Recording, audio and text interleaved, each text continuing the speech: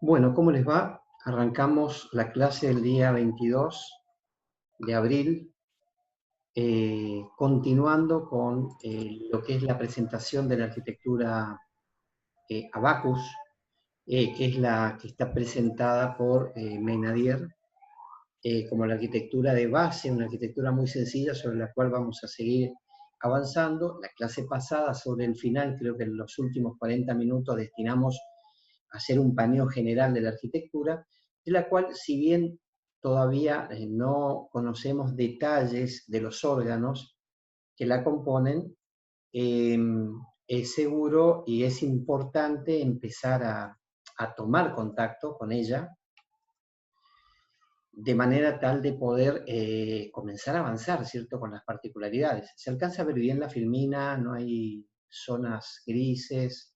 ¿Está todo ok? Sí, profesor. Perfecto. Si es así, entonces, les decía, es importante hoy hacer un repaso antes de entrar a unidad aritmético-lógica, hacer un repaso de la arquitectura. Por supuesto que la vamos a ver como una arquitectura en bloques, muy sencilla, porque estamos en condiciones, ya que conocemos las funciones de los distintos órganos, y también abordamos el tema de registros y buses, que era la parte de las rutas, decíamos, de los caminos que le faltaba para organizar cualquier tipo de arquitectura. Quiero hacer un breve repaso y sobre esto, por supuesto, voy a profundizar un poquito más. Dijimos que la arquitectura Abacus se caracterizaba por ser una arquitectura de una máquina de dos direcciones. Una máquina de dos direcciones se caracteriza porque su registro de instrucción tiene solamente la dirección de un operando. O sea, si el código de operación es suma, por ejemplo, no le damos la dirección del primer y segundo operando, sino solamente la del segundo, entendiendo que la operación de suma la va a hacer entre el operando de memoria y el registro acumulador. Este punto es importante a tener en cuenta porque es la característica principal de esta máquina, la cual, repito, es de instrucciones de una dirección. También hablábamos de que esta máquina, al igual que cualquier arquitectura von Neumann, se compone de una memoria central, acá la vemos, que es el área justamente de almacenamiento toda esta, y que esta memoria central estaba vinculada a dos registros. Un registro S, que era un registro de direcciones de memoria, y un registro M, por el cual subían o en el cual se depositaban las palabras leídas o se preparaban aquellas palabras que tenían que grabarse en memoria. Es el registro que interactuaba, dialogaba con la memoria en cuanto a instrucciones y datos. También hablamos que la segunda parte, el segundo bloque de todos estos bloques, es la de la unidad de control, donde se encuentra el registro contador de programas, que es quien va llevando el conteo y va diciéndole a la máquina cuál es la próxima instrucción a ejecutar, y también el registro de instrucciones, que es desde donde la unidad de control hace la decodificación e interpreta qué es lo que se quiere hacer desde un programa de bajo nivel o un programa de máquina. Finalmente, la tercera parte, la unidad de procesamiento, es el motor de cálculo de la máquina, en este caso una unidad aritmético-lógica. Ya me anticipo decirles que es una unidad cableada, no microprogramada. Ya avanzaremos con el tiempo viendo el por qué es cableada. Por supuesto que es cableada porque es una máquina muy elemental y dotarla de una microprogramada es prácticamente imposible para abordar en este curso. Así que, repito, una unidad aritmético-lógica para realizar algunas pocas operaciones, divididas en tres grupos. Un grupo de operaciones matemáticas lógicas, que serían la suma, la resta, el, el OR y el AND, y con eso ya es suficiente, y la complementación obviamente, con eso es suficiente para hacer cualquier cálculo. No incluye esta arquitectura ni siquiera un circuito dedicado a la división y al producto. O sea que todo tenemos que hacerlo vía lenguaje de máquina. Y el otro grupo de instrucciones están referidas a saltos de dos tipos. Salto incondicional, que es una instrucción, un código de operación, desde el cual le decimos que deje de tomar la secuencia de P y pase a saltar a la dirección de instrucción que le demos. Y la segunda es un salto condicional, esta era incondicional, la segunda es condicional en función al signo del acumulador. Si este es negativo, salta a esta dirección; si este no es negativo, continúa con la secuencia normal. Y ahí terminó nuestra máquina, no hay más nada, ni siquiera hay instrucción de entrada-salida. Es una máquina, repito, muy básica. ¿Alguna pregunta? Porque esto fue lo que quedó en el tintero, ¿no? Fue un repaso bastante rápido. Hablábamos de los buses y dijimos que hay dos buses, bus S y bus M. El bus S relaciona al registro contador de programa con el registro selección de memoria. A ver, ¿qué decimos con registro selección de memoria? Es un registro, pero está acompañado de un decodificador que, en presencia de un valor binario, ubica aquella palabra cuya posición de memoria coincida con el valor binario dado en el registro S. A esto lo conocemos como el método más sencillo de todos los métodos de direccionamiento, que es el direccionamiento directo. Básicamente, es decir, alcanzame el libro que está en la quinta posición en una biblioteca. No alcanzamos un libro por autor, por tema o por año. Ese es un método de acceso mucho más complejo. Este método que se plantea es el directo, y repito, dado un valor binario que se almacena en S, automáticamente el decodificador de direcciones toma a través de lo que se conoce como un inicio del ciclo de memoria, ya lo vamos a ver, toma participación y elige una de las tantas palabras que tiene la memoria cuya posición coincida con el valor binario. El método más sencillo. A partir de esto se puede hacer una lectura o una grabación. Habíamos dicho también que la lectura que involucraba que el contenido de M pasarlo a la memoria. O sea, perdón, esto es escritura. Adelante, esto es lectura.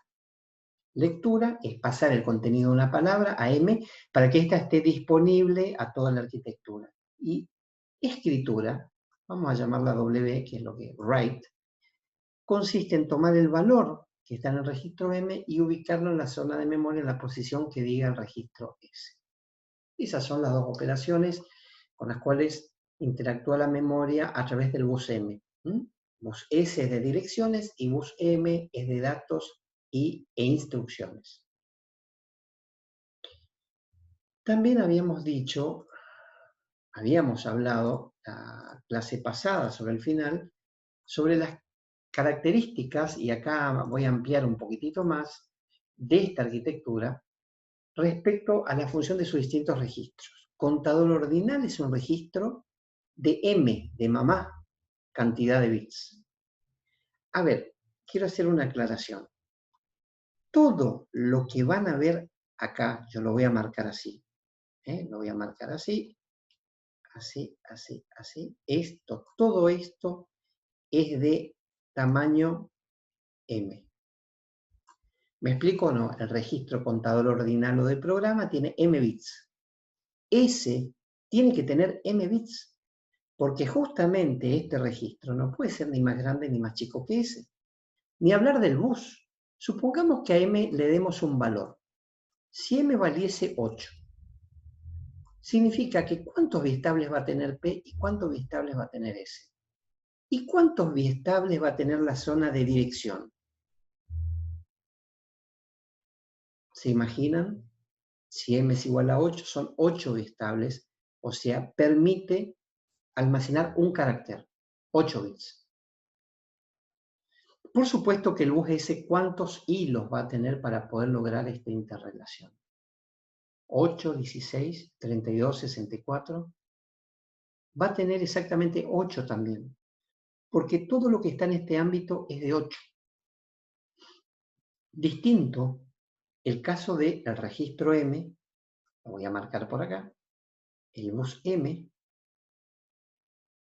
y toda la parte de la ALU. Y voy a hacer una intersección. Acá hay una intersección que voy a tener que cambiar de color para que se entienda que es una intersección. Todo esto es de tamaño N. Esto es de tamaño P, el código de operación. Dijimos que esto es de tamaño M. Y todo esto, vuelvo a repetir, también va a ser de tamaño N. Tamaño N. N hilos. N hilos. N hilos. Y esto, por supuesto, de tamaño N. ¿Qué significa entonces? Que N perfectamente podría valer, pongámosle un valor 11. ¿Les parece?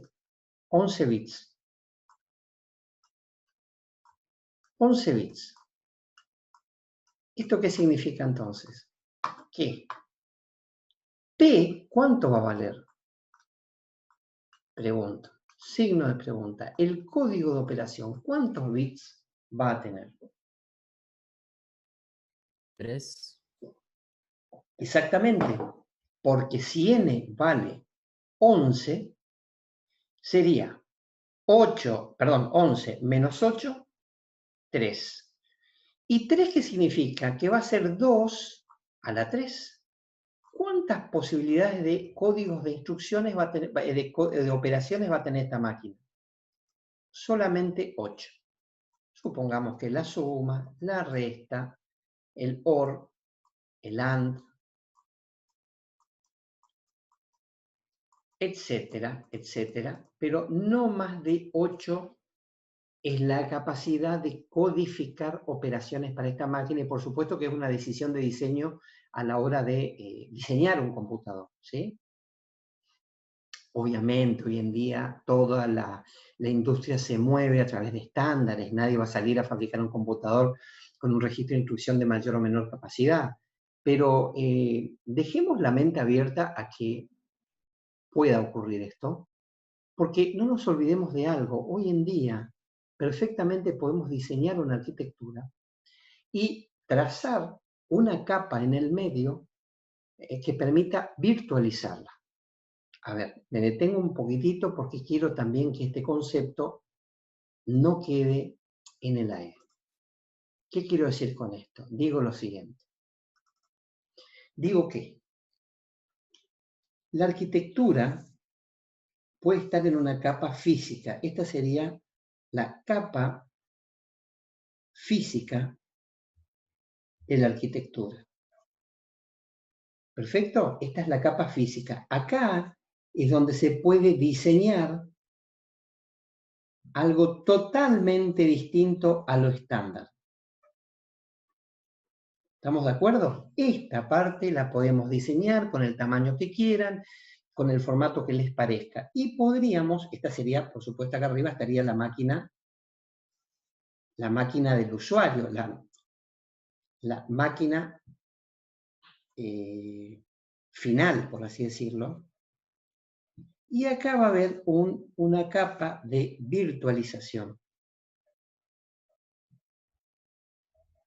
Acá va a haber una visión de una arquitectura estándar. ¿Me explico o no? Cada vez que la máquina final haga un pedido, la virtualización va a preparar, va a acondicionar y va a traducir a esta capa física para que ésta la entienda. El mismo proceso va a ser cuando devuelva la información hacia arriba. ¿Me explico? Este esquema lo que denota es que perfectamente se puede diseñar una capa física propia y que por algún motivo sea necesaria realizarla de esa manera, porque perfectamente podría haber una capa de virtualización donde haga ver a esta máquina física como una máquina lógica de una arquitectura estándar. ¿Se comprende lo que quiero decir? No todo hoy en día es físico. Muchas veces estamos corriendo máquinas que creemos física en un ambiente en el cual no lo es. ¿Alguien conoce, como para tratar de ejemplificar esto, alguien ha trabajado con VirtualBox, por ejemplo, o alguna de esas aplicaciones? Sí, profe.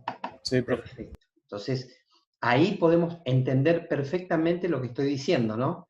Estamos corriendo una máquina en realidad sobre otra arquitectura. Estamos haciendo en la máquina virtual que se ejecuten programas los cuales están virtualizados sobre un modelo de máquina virtual, no física.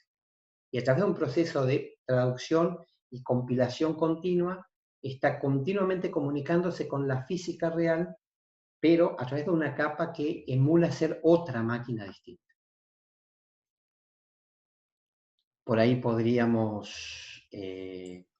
Como un emulador de un juego puede ser, o de una claro, consola, algo de eso. exactamente, un emulador. ¿Vieron que hoy en día están estos MAME, toda la línea de emulación de juegos, incluso de consolas? Si la arquitectura le da el cuero, se puede emular quizás hasta una, no digo una Nintendo Switch, pero quizás una más viejita, una DS, una Nintendo DS, podría perfectamente ser emulada por una máquina que tenga, por supuesto, una arquitectura importante para soportar esto que estamos diciendo, ¿no? Me gustaría, si me permiten, a ver qué pasa acá. No puedo minimizar, pero me gustaría compartir con ustedes, si me permiten, total, estamos con tiempo y me parece que son conceptos que les va a servir. Me gustaría compartir con ustedes una máquina virtual, ¿puede ser? Para ejemplificar esto, ¿les parece? Sí, profe. Dale, Sí, profe. perfecto. Dale, vamos a compartir una máquina virtual, a ver si la encuentro, quiero saber si la van a ver, si la están viendo. ¿Sí? Sí, se la Sí, ve. Perfecto, se ve. este es un Oracle VM VirtualBox, es una consola de virtualización. Acá tengo instalado un Windows XP y un Windows 7. Por algún motivo tengo instalado el Windows 7, tengo aplicaciones, tengo una plataforma de desarrollo que ya no corre en una arquitectura de 64 bits. Entonces es necesario, para mí fue necesario que aquella máquina sobre la cual desarrollábamos aplicaciones hasta hace 5 años, era necesaria encapsularla, ¿cierto? Porque las máquinas ya dejaron las de 32 bits de estar, encapsular esa máquina tal cual estaba en el último momento en que fue utilizada, encapsularla en esta máquina virtual de manera tal de seguir trabajando sobre una arquitectura totalmente distinta, como lo es la de 64 bits, pero totalmente distinta. En particular, acá adentro se corre una plataforma de programación que no se podría, sobre la cual no se puede trabajar en 64 bits. Y bueno, básicamente, al dar doble clic, ustedes me van a decir si alcanzan a ver lo que va a aparecer, ¿no? Por supuesto, díganme si lo ven.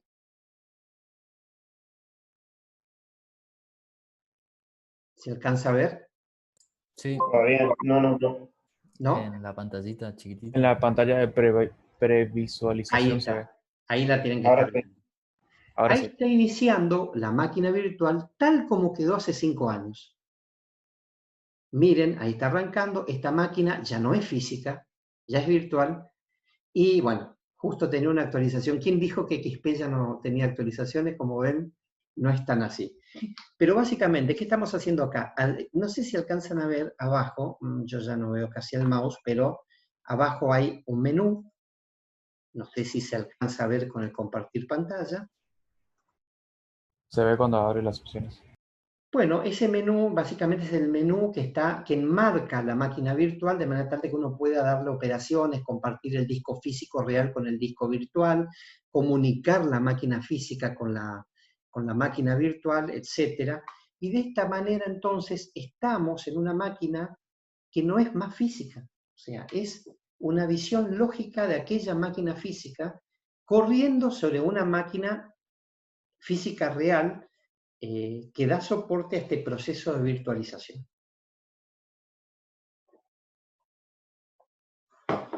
Por supuesto que en este proceso de virtualización se le puede explicar y decir de cuántos núcleos del procesador destinamos a la virtualización, qué cantidad máxima o mínima de memoria, etcétera, etcétera. ¿Me explico? O sea, podemos decirle cuánto recurso de la máquina real le vamos a permitir que utilice. No sé si se alcanza a ver la ventana de configuración que acabo de abrir. Ustedes me dicen. Sí, profe, se la ve. Sí, profe. Si la ven, ahí van a ver entonces que le estamos dando, en este caso, solamente 3,5 gigas. A ver, ¿a quién se le imagina por qué? ¿Por qué estoy tan amarrete con la memoria acá si tendría un margen para darle más RAM? ¿Qué se les Para que ocurre? te lo simule esa interfaz también, ¿o no? No, no, yo le podría dar Porque, más memoria. porque su Creo que compu porque real sigue funcionando. No, la arquitectura de 32 bits solamente soporta eso. exactamente. En 32 bits hasta ahí llega y después ya no puede adicionar más memoria. Acá Federico Matusevich está comentando algo que me parece muy interesante. Dice, de igual forma se trabaja en grandes data centers donde se puede utilizar hipervisor como VMware o el Hyper-V de Microsoft. No lo recomiendo, la verdad que es bastante complicado el Hyper-V. Me inclino, Federico, voy por el VMware. Y las máquinas físicas tenemos el mismo tiempo N máquinas virtuales, una buena, la verdad que muy buen aporte está haciendo Federico. Y acá Jorge Wingeger dice sí, no sé a qué se refiere, supongo que Jorge está diciendo que sí a lo que dice Federico. Quiero contarles algo, en Lotería, donde yo tengo justamente trabajo, tengo un data center que diseñé justamente con esto. Tengo lo que acaba de decir Federico Matusevich, que es a través de hipervisores, todas las máquinas físicas de la explotación de casinos de toda la provincia que se detuvo hace 4 años. A ver, para que se entienda, hace 4 años terminó la concesión de la provincia de los operadores antiguos y se llevaban todos sus servidores. ¿Me explico? O sea, ¿qué estaban por hacer? Estaban por retirarse y llevarse todos los servidores, se llevaban a su casa. Por supuesto que desde Lotería no podemos permitir eso, porque tenemos que quedarnos con la última visión, ¿cierto? La última visión, digamos, la última visión de los servidores que estuvieron corriendo. Entonces, es necesario, tuvimos que virtualizar todas las máquinas y de esta manera logramos poder dejar funcionando todas las máquinas a pesar de que ya no están operando, pero tienen todos los años de operatoria de lo que es el data center, y hoy día ya tenemos máquinas físicas que están dando soporte a la nueva explotación y muchas de ellas tienen virtualizados distintos servidores por una cuestión de conveniencia. Es muy óptimo hoy en día virtualizar, pero bueno, no es un tema tampoco, no es un tema a tratar en esta materia, pero lo quería charlar, conversar con ustedes para que se entienda que esto es así, ¿cierto? Profe, Ahí muestro, ahí estoy en la máquina. eh, ¿Alcanzan a ver el XP? sí, profe, Sí. le pregunto, ¿la forma en la que los procesadores simulan tener más núcleos de los que tienen sería también un ejemplo? Y sí, es una virtualización de bajo nivel. Es una virtualización de muy bajo nivel. Hoy día en el hardware se ha metido tanta lógica y tanto nivel de programación a nivel cableado que permite todo este tipo de cosas. Por ejemplo, hay procesadores que ayudan a la virtualización y eso ya desde la BIOS se te hace, que son características de procesadores que permiten mejorar la virtualización al margen de que tenga N cantidad de núcleos. O sea que hoy día las arquitecturas también, y las mothers, sobre todo las placas mothers, colaboran en estos procesos emergentes que hoy en día ya están y se han quedado ya desde hace una década y no se van a mover más, ¿no? Así que bueno, esto era lo que quería compartir. Lo que podemos es organizar una visita a Lotería una vez que se restablezca el tema de este tema ¿cómo se llama?, de la cuarentena. Podemos hacer en grupos, a los que estén interesados en ver una arquitectura específicamente diseñada para soporte de juegos, y bueno, yo los esperaría y vamos viendo y charlamos sobre estos temas, que si bien parecería que no hacen a la materia, pero fíjense que saltamos de la arquitectura. Von Neumann tuvimos la necesidad de saltar justamente a hablar de virtualización porque para que se entienda que no siempre la capa física responde a la capa, a la máquina lógica final, ¿cierto? ¿Alguna pregunta que quieran hacer?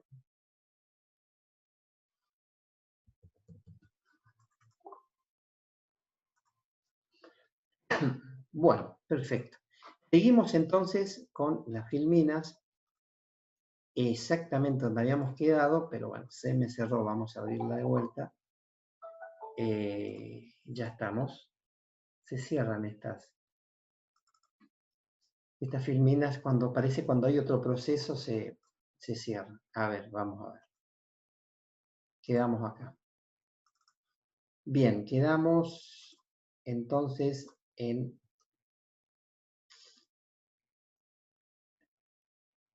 la presentación de la arquitectura, ¿cierto? ¿Vemos bien todo? ¿Está todo ok? Perfecto.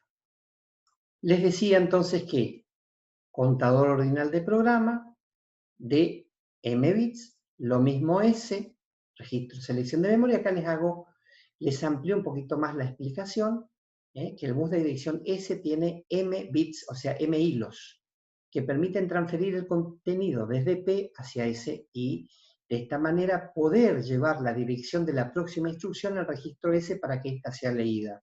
Acá les aclaro que es esto en el marco de lo que es la búsqueda de la siguiente instrucción, o bien el contenido del campo dirección de la instrucción, llevarlo a ese cuando lo que se pretende es buscar un operando que va a ser calculado contra el acumulador. En el caso del registro de selección de memoria, de mbit también permite direccionar ¿cuánto? ¿Cuántas palabras de memoria? 2 a la m. Si este es de 8, serán 2 a la 8 palabras que podrá direccionar este registro. La memoria, la cual vamos a estudiar dentro de menos de un mes, compuesta, dijimos recién, por 2 a la m registros de longitud n biestables, compone cada palabra de memoria. Miren, imagínense un chocolatín donde ustedes pueden dividirlo. Los clásicos son los que se dividen en 8 partes, ¿puede ser? Esos chocolatines aireados que son de 8 barritas, cada barrita es un registro palabra de memoria. Y cada mordisco sobre una barrita se están comiendo un flip-flop. Cada vez que van comiendo sobre una barrita se van morfando un flip-flop de esta manera, una analogía poco atípica para entender cómo está organizada la memoria en cuanto a la cantidad, en cuanto a la distribución de los puntos de memoria que son los flip-flops. En el caso de registro palabra-memoria, acá yo quiero dejar aclarado algo y voy a tener que dibujar. Este es el órgano. Este es el órgano. Órgano. ¿Qué significa? Que el órgano necesita registros para comunicarse con los otros órganos. AM lo necesita para llevar y traer operandos o llevar, mejor dicho, instrucciones. En realidad, primero lleva una instrucción y la instrucción va y busca el operando.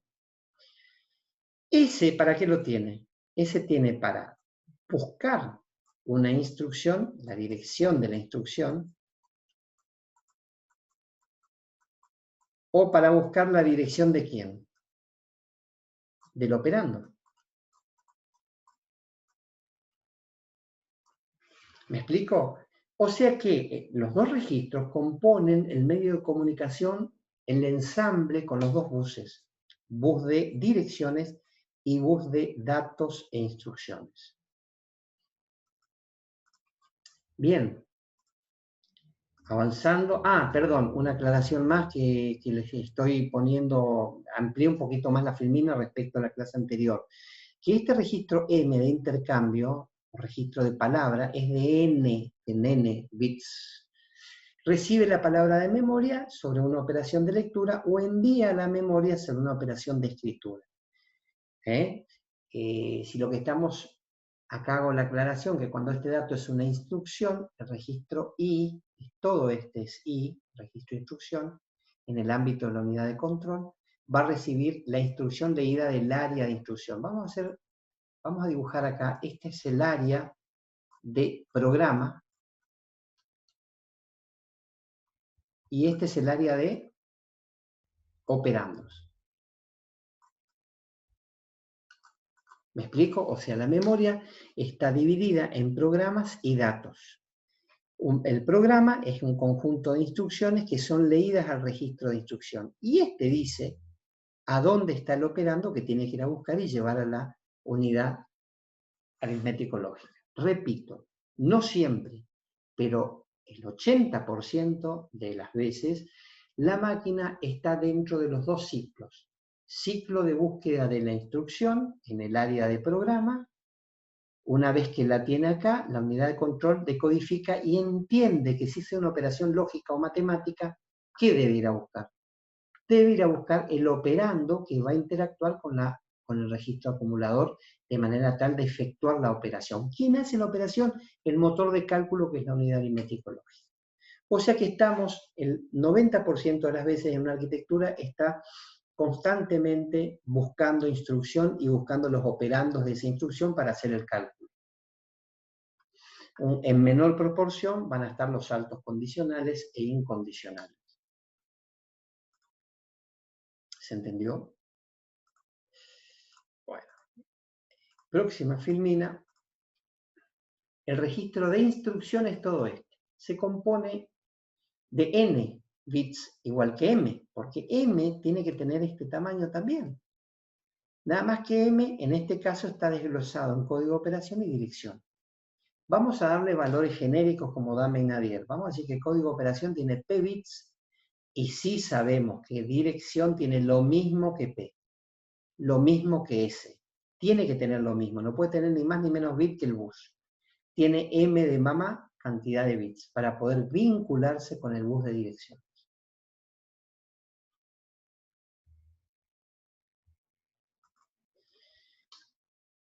Por último, el registro acumulador es el registro que compone el medio de comunicación y cálculo de la unidad aritmético-lógica. Este registro acumulador generalmente ya arranca teniendo el valor del primer operando. ¿Qué quiero decir con esto? Lo voy a tratar de graficar de la siguiente manera. Si acá tenemos un 2 y en algún lugar de la memoria de la zona operandos hay un 5, este 5, si lo que queremos hacer es una suma, la suma tiene que tener la dirección ¿de quién? Para encontrar el 5. Cuando lo encuentra el 5, ¿qué hace? Lo lleva acá y hace 2 más 5 igual a 7. Y este 7 tacha todo y se instala en el acumulador borrando el valor anterior. El acumulador queda con el último resultado perdiendo el valor anterior, que en este caso era el valor 2, el del primer operando. Esta es la mecánica del trabajo. Repito, dada una instrucción de suma con la dirección del operando, este es leído, llevado a la ALU y efectuada la operación de suma. Acá tiene que tener varios filamentos para suma, resta, producto, división, más, menos, or, and, etc. De manera tal de que suma actúe sobre este circuito y cuando actúa sobre este circuito efectúa la suma entre el contenido de M, que leyó el operando, y el contenido del acumulador, y queda en el acumulador tal como les puse acá. ¿Se alcanza a ver acá? Ahí les dice el ejemplo del código de operación si fuese suma.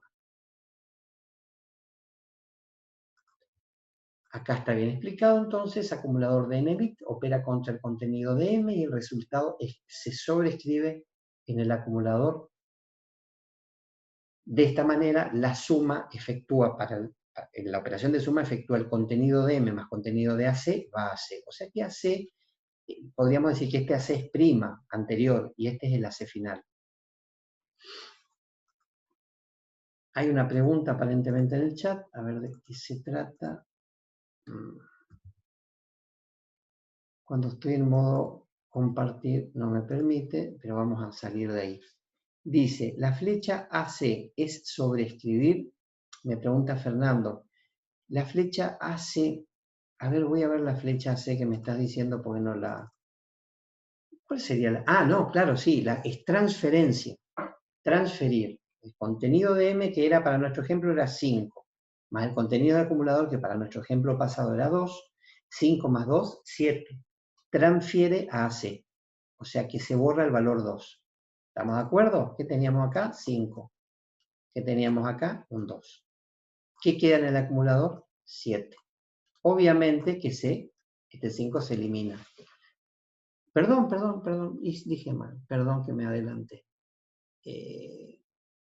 No quise hacer eso. Quise borrar, en realidad lo que quise hacer es otra cosa.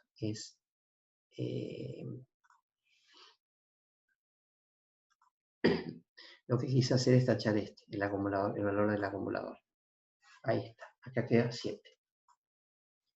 O sea que las máquinas de una dirección que tienen solamente la dirección de uno operando, no del otro, el que falta, tiene que estar precargado en el acumulador para poder hacer el cálculo. ¿Se entiende? Ahora, una máquina de 2 direcciones tendría la dirección del primero y del segundo, pero no podemos evitar de que la máquina vaya y busque y pierda tantos ciclos de memoria como tenerlo ya en el acumulador. O sea que pongamos la cantidad de direccionamientos necesarios, siempre la memoria se ocupa, puede leer o escribir por ciclo, no simultáneamente. En realidad sí puede. Puede si se utiliza alguna técnica de acceso a memoria, como el DMA, o acceso por muelles, donde se puede lograr una cierta simultaneidad en algunas lecturas o escrituras. Pero no siempre se puede hacer esto porque depende de la dirección y del banco de memoria. Muy bien. Seguimos y hicimos el ejemplo, ¿se acuerdan de cómo sumarlo? Vamos a ver un poquitito mejor que lo que acabo de hacer. El contenido de la próxima dirección de la instrucción tiene que haberse incrementado para saber cuál es la próxima. Si acá decía 8, hay que pasar a 9 para buscar la siguiente. En este caso, es esta la instrucción y hay que efectuar la suma, hay que efectuar la lectura para que esta dirección pase al registro M y sensibilice todo el bus M. Al pasar la instrucción al registro M y dando salida al bus, esta instrucción está disponible en todo el bus, pero como estamos en el ciclo de buscar la instrucción, no puede ir la instrucción a la ALU, tiene que venir al ámbito de la unidad de control. Entonces, la próxima operación va a ser llevar esa instrucción leída en M, llevarlo al registro de instrucción y separar código de operación y dirección del operando. Acuérdense, P bits, M bits, total de esto N, al igual que N bits del palabra de memoria. Como estamos acá en el ámbito, no nos olvidemos que estamos acá en donde, ¿en qué ámbito estamos acá? ¿Todo esto qué es? Es la unidad de control. La unidad de control es el cerebro y dice, a ver, ¿qué están queriendo hacer? Una suma. Entonces la unidad de control dice, lo que tengo acá es la dirección del operando para sumarlo contra el acumulador. Entonces lo siguiente que va a hacer es justamente transferir la dirección del operando acá, al registro de selección de memoria, y lanzar la lectura. Del área de datos, no de programa, es que este operando va a bajar al registro palabra de memoria y va a sensibilizar el bus. Pero miren, ya estamos en el ciclo de operando, no puede venir a la unidad de control. La unidad de control no entiende lo que es un operando, entiende lo que es una instrucción. Así que el operando, ¿a dónde va a ir? Debe ir acá, debe computarse contra el valor del acumulador, contenido de M, más contenido de acumulador, queda en acumulador a través de una operación de suma. ¿Se entiende? Y ahí quedó entonces el resultado en el acumulador. Después hay 2 instrucciones más, que es carga y almacenamiento, load and store, son de llevar y de traer. Por ejemplo, carga es para inicializar el acumulador con una dirección de un operando. Y almacenamiento es almacenar el contenido del acumulador en algún lugar que ustedes quieran en la memoria. ¿Se entendió? El ejemplo que lo pasamos muy rápido en la clase pasada y era necesario detenernos un poquitito más. Todo esto en bloques, ¿no? ¿Alguna pregunta? Que no sé por qué el chat, cuando comparto, no lo trae adelante. Al H, bueno, ahí lo trajo. Lo trae cuando quiere. A ver, dice, no entendí los de N bits que mencionó hace un momento, me dice Fernando Miño. Los N bits que mencioné hace un momento, no sé en qué parte, porque lo que yo dije es lo siguiente, quizás. Dije, esto es de M, lo vamos a anotar. Esto es M bits. Fernando me preguntó, ¿no? Ese es de M bits. La dirección del operando tiene que ser de M bits. Y el bus tiene que ser de M hilos. Es obvio porque vamos a darle un valor genérico. Ahora, el tamaño de la palabra no tiene que ser M. Vos puedes tener una memoria con un registro que te permita almacenar 128 bits. ¿Por qué te vas a limitar a M en cuanto a la longitud de la palabra en memoria? Esa es otra longitud. Esta longitud M es la capacidad M, es la capacidad, vamos a poner así abreviando, capacidad de direccionamiento que tiene la máquina, porque es 2 a la M. Si M es de 8 bits, vos tenés 2 a la 8. ¿Cuánto es 2 a la 8?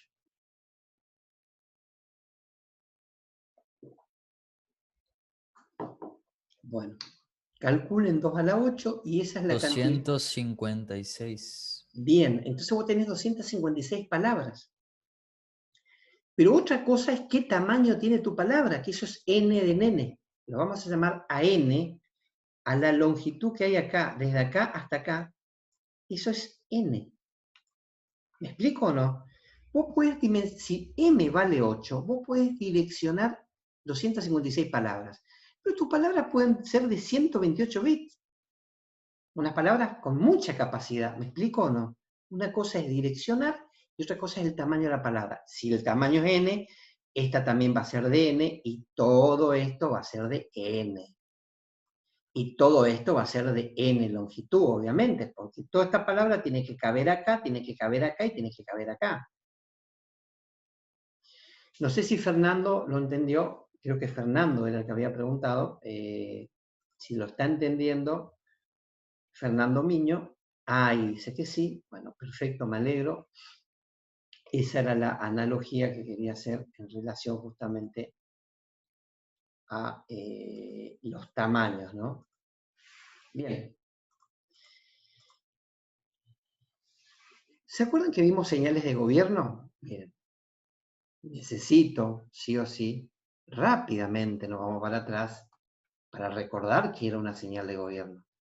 ¿Se acuerdan que habían dos tipos de señales de gobierno? ¿Cuáles eran? Impulsionales y de nivel. Y yo ya voy a definir que las impulsionales le vamos a poner una flecha arriba, ¿les parece? Uy, qué fea que salió. Perdón, vamos de vuelta. Las impulsionales le vamos a poner una flechita arriba para diferenciar de las de nivel. Esta es de nivel. Y esta es impulsional.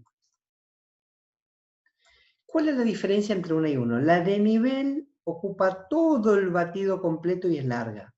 La impulsional es cortita, al igual que el clock, y solamente aparece cuando la de nivel llenó el bus. O sea que las de nivel hacen que el registro se estabilice su contenido a lo largo de todo un bus, por eso necesitas que las de nivel ocupen todo el espacio que hay entre un clock y otro. Mientras que la impulsional es exactamente en el momento donde llegó a la máxima cresta, acá, es ahí donde hay que lanzarla para tener la seguridad que el bus tenga toda la información del registro 1 y pueda pasar al 2. El 2 es un fotógrafo, saca una foto porque no necesita estabilizar nada. Copia todo lo que está en los hilos directamente en su contenido a través de la técnica RS, JK, D, T, todo lo que estuvimos viendo. Pero el problema es que la salida de los flip-flops y los registros salen a través de Q y no Q, y todo esto tiene que estabilizar en el bus. Por eso la diferencia entre una señal de gobierno y la otra. Necesité venir a esto para que se entienda que vamos a tener una diferencia importante y la vamos a graficar, como recién dije, con una flecha arriba a las impulsionales. Bien, dicho esto, podemos entonces presentar, para conocer cada una de las señales, perdón, me adelanté, señales de gobierno de esta arquitectura que acabamos de componer, que es Abacus. Señales de gobierno las presento acá en amarillo, las impulsionales, y en blanco las de nivel. Bien, les cuento. La señal impulsional INCP permite que el contenido del contador ordinal se incremente en 1. ¿Se entendió? Primero entendamos algo, la unidad de control es la que maneja estas señales. Es el director de tránsito de todo esto. La unidad de control tiene grabado adentro un disquito que cuando lo que hay que hacer es buscar la instrucción, ella desarrolla las señales de gobierno necesarias para encontrarla. Si lo que hay que buscar es un operando, ella desarrolla el conjunto de señales de gobierno necesarias para encontrar el operando. Si lo que hay que hacer es llevar el código, la dirección de la palabra a ese, ella va a desarrollar las señales de gobierno de nivel impulsional para que se logre esto. Dicho esto, el registro P, contador de programa, tiene que tener una señal impulsional que lo obligue a incrementarse para que pueda conocer la máquina la siguiente instrucción. La señal de nivel SRP significa salida registro P.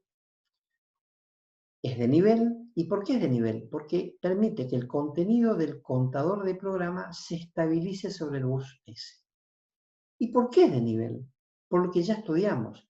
Es una señal de gobierno que hace que el contenido de un registro vaya a un bus, por lo tanto es larga, ocupa todo el tiempo que hay entre un batido y otro, y todo ese tiempo que es como un chicle, se puede achicar, agrandar o achicar, dependiendo de la frecuencia del reloj, va a darle tiempo a la física de la máquina a que estos hilos se sensibilicen con los voltajes necesarios, cada uno de ellos, y pueda representar por un pequeño tiempo el valor que tiene el registro. Ahora, cuando ya está maduro, cuando este bus está maduro, maduro significa que está con el valor copiado de P en su totalidad, se puede lanzar una impulsional que es ENS, significa entrada de registro selección de memoria. Es impulsional porque saca una foto del bus y lo guarda en S, no tiene por qué estabilizar nada y por eso es impulsional. La última que faltó aclarar es ENP, es impulsional.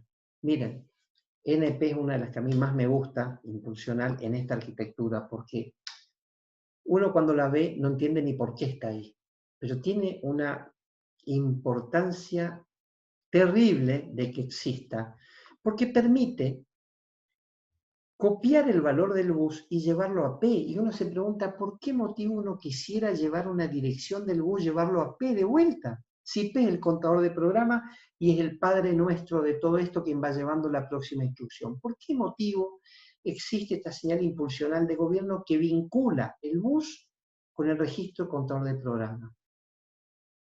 Por una instrucción específica que es la de salto condicional e incondicional. Cuando nosotros le decimos acá, quiero saltar, vos tenés que romper con la secuencia de P. Entonces tenés que mover la dirección de salto a S, al bus, y de ahí sobreescribir P con el nuevo valor de salto al que se quiere ir dentro de la zona de programa. O sea que NP es el canal, es uno de los canales más importantes para la ruptura de secuencia. Luego tenemos una señal de gobierno impulsional que es inicio ciclo de memoria. Miren, inicio ciclo de memoria es impulsional y es una señal de aviso. ICM es una señal de aviso que activa el decodificador de direcciones. ICM activa el decodificador de direcciones y marca lo que es el inicio de un ciclo de memoria, que es el momento más preciado que tiene una arquitectura, es cuando un órgano cualquiera, competente, requiere ir a leer o a escribir a una zona de memoria, que es la problemática más grande que tiene toda arquitectura, leer o escribir en la memoria. Cuando vayamos avanzando van a entender el por qué les digo. Es la situación de más anaeróbica en una competencia de running. ICM está marcando el momento en que esta máquina va a tener que desarrollar todos sus recursos y toda su ingeniería para encontrar la palabra, escribirla o leerla, que no es poco y que tiene que ser en el orden de los nanosegundos, o sea que tiene que estar garantizado un sinfín de cuestiones físicas y eléctricas, y por eso existe, es la razón de ser de ICM, es el inicio, es el ahora a sus marcas, listo ya, de una lectura o una escritura que son señales de nivel. Y ustedes se preguntarán, si se entendió ICM, ¿por qué lectura y escritura son de nivel? Si es solamente decirle, che, lee o escribí, podrían ser impulsionales. La lectura y la escritura es un proceso que puede requerir más de un ciclo de memoria. Y debe tomarse un tiempo acá dentro de la memoria de estabilizar la palabra que se pretende, sobre la cual se pretende tomar posesión y efectuar la lectura o escritura. Entonces, lectura y escritura son dos señales que necesariamente tienen que ser de nivel, porque tienen que dar tiempo a este entramado de buses internos que vincula las palabras de memoria, porque la memoria, como les dije, es un chocolatín de registros, y ese chocolatín de registros podemos verlo como un entramado de un bus enrejado que vincula todas las palabras. Entonces es necesario que se estabilicen las señales de gobierno para que esta palabra sea leída o escrita al registro, a la memoria misma. Hay una señal de gobierno que es PACM, que significa puesta a cero registro palabra memoria, es impulsional, y ya la vimos, entre las funciones de registro es puesta a cero registro, ¿se acuerdan? Bueno, esta está acá por una cuestión tecnológica. Si este registro requiere el acerado rápido, es necesario mandar esto. Y esto puede llegar a suceder cuando los registros están basados en tecnologías de capacitores. ¿Y qué quiero decir con esto? Los capacitores tienen un tiempo de descarga mucho más lenta que lo que sería pedirle directamente ponete en cero. ¿Me explico? Entonces, por ahí el PACM es necesario para marcar esa diferencia. ENM copia el bus en el registro de palabra en memoria para guardar seguramente un resultado en la memoria, que viene del acumulador. Cuando el acumulador tiene que guardarse, va a M, activamos NM y se guarda en la memoria a través de una escritura. Contrariamente, SRM salida al registro M, esta es la entrada al registro M, salida al registro M, lo que hace es a través de una lectura, la palabra leída la mueve a M y la estabiliza sobre el bus. M puede tener una instrucción o un operando. Si lo que leyó es una instrucción es porque está en el ciclo de instrucción. Si lo que leyó es un operando, porque ya hubo una instrucción que requiere de un operando. Y estamos en la fase de búsqueda del operando para luego hacer el cálculo dado por el código de operación. Luego tenemos ENI, es entrada a registro de instrucción, permite copiar el contenido del bus M, es impulsional, directamente al registro de instrucción para que la unidad de control tome el gobierno en la decodificación de la instrucción y actúe en consecuencia. SRD es de nivel y lo que permite es mover el contenido de la dirección del operando sobre el bus S, estabilizarlo para poder buscar el operando. Pero también permite SRD, por lo que dije hoy, mover el contenido de D cuando D es una dirección de salto. Lo mueve a S y a través de ENP puede variar la dirección de próxima instrucción. Finalmente, ENA es una señal de gobierno de nivel que permite estabilizar el contenido del bus M sobre la ALO. En realidad les cuento algo. ENA hubiera sido impulsional, pero tendría que haber tenido un registro F para que sea impulsional. Miren, voy a hacer una variación. ¿Puede ser? Hago una variación. Vamos a poner acá un registro F.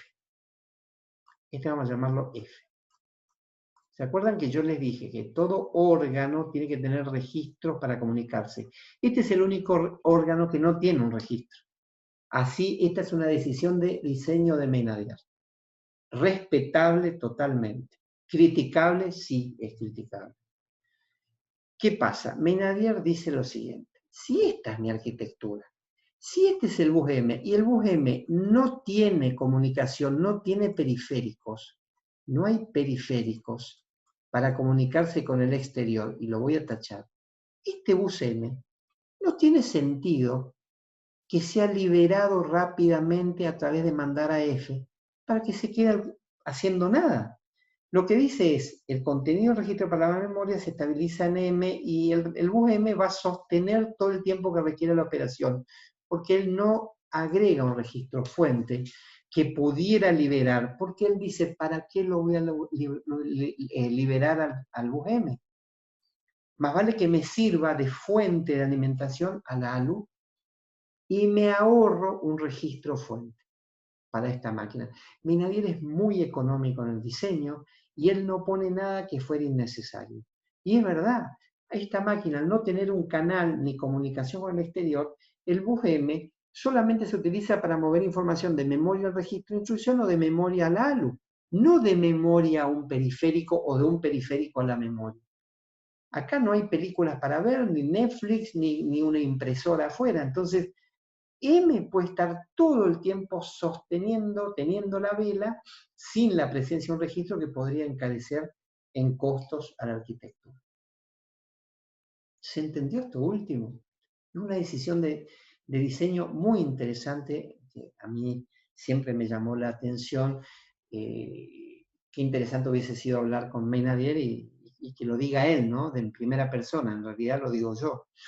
Entiendo que es una decisión de diseño porque un registro en una línea de producción por 1 millón son 1 millón de registros.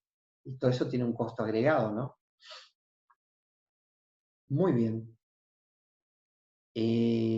Otras señales que encontramos son SAC, que es salida del acumulador. Permite que el contenido del acumulador se estabilice sobre el bus. ¿Con qué objeto?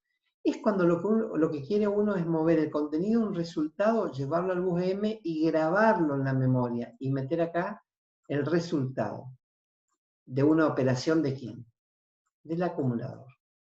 Es la manera de llevar un resultado a través de una operación de escritura. Este acumulador tiene un resultado a través de SAC, que es de nivel, la llevamos, estabilizamos en el bus, activamos ENM, esto no, ¿no? Esto no. Y grabamos en la memoria según la dirección o la posición de memoria que le demos a través de una operación de escritura previa inicio de ciclo memoria. Ese es el objeto que tiene justamente esta vinculación a través de SAC. Muy bien. Y saco el registro que nunca fue. Y finalmente nos estaría quedando estas operaciones, estas señales de gobierno, de las cuales, miren, es muy curioso y pregunto, ¿por qué los cálculos son de nivel? Uy, me fui para atrás. ¿Por qué los cálculos son señales de gobierno a nivel y hay una que aparece de la nada como impulsional? Porque EAC es una señal de gobierno que no es de cálculo. EAC lo que hace es mover el resultado de la ALU, moverlo al acumulador. Eso solamente hace EAC. Es la puerta que abre para que el resultado del cálculo entre acumulador prima y palabra de memoria desemboque y sobrescriba el acumulador. Por eso es impulsional, porque va a entrar a un registro y no necesita ser de nivel. Pero las operaciones deben ser de nivel porque no les alcanza un impulso generalmente para propagar el cálculo completo dentro de la unidad meticológica del cálculo de suma, resta, producto, división de n cantidad de bits, no le alcanza un impulso. Entonces, por norma se determina que todos los cálculos son de nivel. Y ahí explicamos, creo que no quedó ninguna, bueno, sus es resta, car es cargar el acumulador con una dirección de memoria, sum es suma, el etcétera XOR, AND, que son operaciones de producto, AND, OR y SOR, que son producta, y suma lógica, la negación que se aplica directamente sobre el contenido del acumulador, a través de una operación, una señal de gobierno que no está puesta acá pero es muy sencilla de incorporarla. Y bueno, creo que están todas planteadas como para dejar abierto el debate y dejar abierto a las preguntas que quieran hacer. Y después pasamos a un cuarto intermedio de 10 minutos, si les parece. ¿Alguna pregunta que quieran hacer sobre estas señales de gobierno? Ahí veo una preguntita aparecer. Ahí está. Dice, ¿qué era el salto condicional y cuándo es que aparece el salto condicional? Claro, el salto condicional, te cuento, es una instrucción del set de instrucciones. Yo no quiero avanzar tanto, pero te cuento cómo se llama. Se llama SAI. SAI significa salto incondicional y acá lo que se le pone es la dirección. Uy, se fue para atrás. Es la dirección del salto. Acá va la dir salto. ¿Me explico o no? SAI, acompañado de la dirección de salto, es una instrucción que no suma, no resta, no multiplica. Aparece para romper con la secuencia del contador de programa. El contador de programa te va diciendo que ejecuta una a una las sentencias de máquina. Acordate que esto es lenguaje de máquina, o sea que acá no tenés, como en otros lenguajes, la posibilidad de poner números de línea a lo que se te ocurra. Acá es física la ubicación, y en tal sentido las direcciones de P son posiciones físicas consecutivas. Cuando vos decís, quiero saltar dependiendo del signo del acumulador, ese es el único condicional que tenés para saltar. Entonces vos decís, ¿va a saltar a esta dirección el SAI? ¿Va a saltar sí, solo sí el signo negativo? Si no, anula, aborta la operación. O sea, SAI funciona si signo del acumulador es negativo, altera el contenido de P con la dirección de salto y te vas a otro lugar. Es un salto, un go-to condicional. Es como una pregunta, si expensas mayor que 356, pasa que vos no podés meter esas preguntas con complejidad lógica, solamente podés hacer un cálculo que, para que te dé 300, la condicional a la que querés llegar, te genere un valor negativo. De esa manera vos sabés que no cumplís con la condición porque dio negativo y la máquina va a efectuar el salto. En este punto no pretendo que lo domines, sino que brevemente entiendas solamente que hay una instrucción de salto basado en el signo del acumulador. ¿Se comprende? ¿Por qué el LEC y ESC son de nivel? Por lo que te decía que acá adentro hay una matriz de cables, acá tenés una maraña de cables. Y esa maraña de cables lo podés ver como buses enrejados. Si tenés buses, por más que esto sea una maraña de cables que no se parece a un bus lineal, sino que es un bus matricial, ya tenés la necesidad que la lectura y la escritura necesite estabilizar sobre una fila completa de toda esa maraña de cables, y eso requiere señales que sostengan en el tiempo como las de nivel. ¿Se entiende o no? Muy bien. A ver, otra pregunta. Dice, ¿las señales de nivel solo estabilizan? Claro, es lo que vimos la clase pasada, y hicimos los gráficos, hicimos la cresta de la señal, exactamente hacen eso, estabilizan todo el contenido de un registro sobre el bus, le da el tiempo necesario para que los hilos se carguen con los voltajes necesarios. ¿Cuáles son las características de las señales de gobierno más importantes? Eso, que pueden ser impulsionales o de nivel. Pasa, no quiero volver a la clase de atrás, yo te diría remitirte al video del miércoles pasado, ahí tenés una explicación detallada de cómo interactúan, y lo que me estás preguntando está contestado ahí, porque requeriría de una buena parte del curso de este dictado para repetir lo que ya se dio. Repito, las características más importantes las vas a encontrar en la clase del miércoles pasado en el video de YouTube. Bueno, estas son las señales de gobierno, las aprendimos, las vimos. A modo de ejemplo, les podría mostrar esto nada más. Primero tendría que borrar un segundo, que me olvidé de borrar esto. Ahora sí, mostrar esto solamente. Miren, si yo quiero buscar la instrucción, ¿dónde está el número de instrucción? Está en P. Tengo que bajar el contenido y estabilizarlo en el bus, o sea que esta es de nivel. Miren, A ver si me da bolilla la filmina. Hasta ahora ni mu me dijo. Ahí va.